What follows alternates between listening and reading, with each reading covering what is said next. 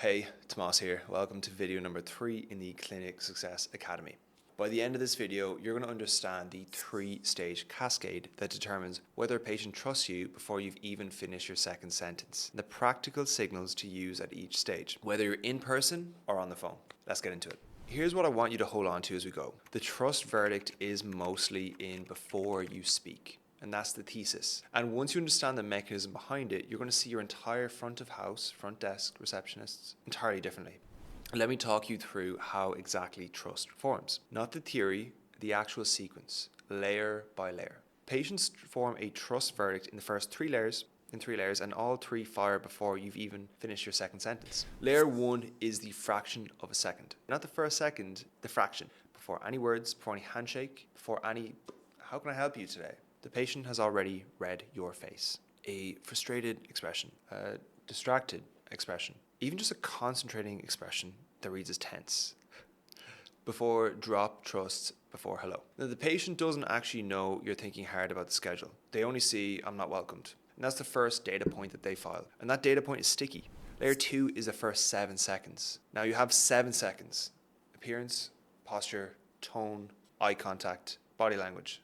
Over 50% of communication in those first 7 seconds is nonverbal. All the studies have said over 90. The wrinkled scrubs, the slightly slumped walk to the desk, the flat tone on the phone, which is a key one, reads one thing in the patient's brain: low competence. And again, I will also mention on the phone, a lack of confidence or lack of clarity on even your offers immediately will lose you the sale. So you need to get crystal clear on what your offers are, your prices, everything. If you don't know this, test this with the team, do role plays like back when you're in school, quizzing each other is key. Because the new patients or existing patients aren't going to be thinking they were having a bad day. They're thinking low competence, whether you like it or not. Think about walking to a 5-star hotel versus a budget motel. It's the exact same you, same brain, but you behave completely different the moment you walk through the door because the signals told you and trained you where you are. Your clinic signals the same thing, and you need to decide what kind of hotel you are. It conveys in the first 7 seconds. Layer 3 is the first 30 to 120 seconds, or 2 minutes. That's where the patient is actually listening to you speak, and they're running one question in their head on repeat. Can this person actually help me? Not do I like them? Not is the clinic nice? Can they help me? And by the 2-minute mark, the verdict is mostly in. Not about whether to book, but whether to trust, which is the first thing. And here's the thing, you cannot close a patient who does not trust you. It is not possible. So here is the whole principle that this entire module rests on, and I want you to write it down. Patients don't remember what you say. They remember how they felt in your presence. That's it. That's the game. And again, remember the principle from the previous video, which is they will listen to what they say and they will trust what they say more than what you say. And you can see how these balance on each other. Last video was about how they trust what they say more than what you say. And secondly, we're also saying that they are more likely to remember how they feel in your presence than what you say. This is why body language and tone is so key, and is why we'll focus on this before I even start about actually what to say. Everything your team does in those 90 seconds is either adding to that felt sense of safety or subtracting from it.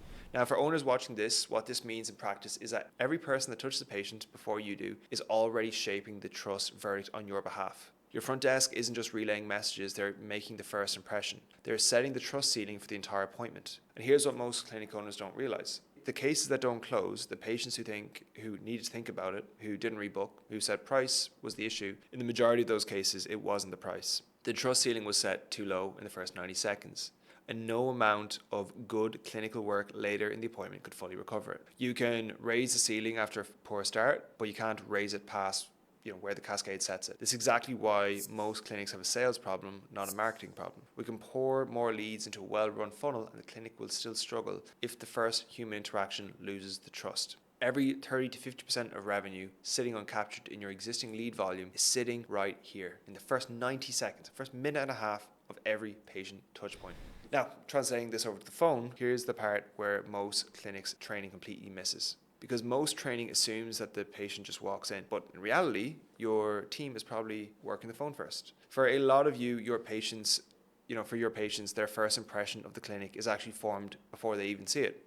It's formed the first 3 seconds of a phone call. So again, let's translate this cascade or domino effect. Layer 1 on the phone, the first fraction of a second. That's the opening sound before the full word. Good morning, Elevate Aesthetics. Said with a slight smile in the voice is a completely different trust signal from good morning, Elevate Aesthetics, said flat. Same words, different data point. Layer 2 in the phone, the first 7 seconds, and that's the tone, the pace, and the opening pause. The pause in the phone is what eye contact is in person. When a person says, I've been dealing with this for 2 years, and you pause one beat before responding, that pause says, I heard you, you matter. If you jump straight into, okay, yeah, can I get your name? The patient logs in their head, not heard. Transactional, I'm just a number to them, and trust will drop again to 0. Layer 3 on the phone, the first 30 to 120 seconds, that's where whether you ask them one real question about why they're calling or whether you just process them. Do they feel like a person or a booking or a number? Whether you're running an aesthetics clinic, a regenerative medicine practice, dental or chiro, the Cascade fires identically. And again, you'll note that everything I'm saying here is about human psychology. It was